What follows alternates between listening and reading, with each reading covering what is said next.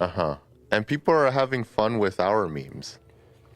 What happened? Our faces. Really? What happened to us? You want to see something funny? Okay, sure. Okay, I got to play this music, though. I got to play this music. Hold on one second here. What music? Is it? Oh, okay. Harry Potter, yeah. Okay. Harry Potter, Balenciaga, yeah. We know Shout out.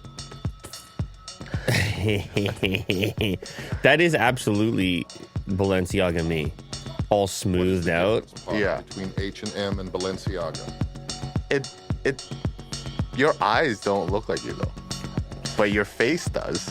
Yeah, it's... You look kind of no, Chinese. yeah, but they Balenciaga'd me, which is like you can't pinpoint what... Sure. You can't pinpoint the ethnicity. You know what I'm saying? It's like, I don't know. It's like human. Out that some fashion is better than others. That one looks kind of...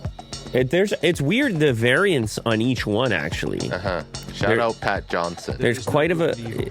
It's cool, though. It's cool, right? And those too weak to see. You got some cool outfits there, bud.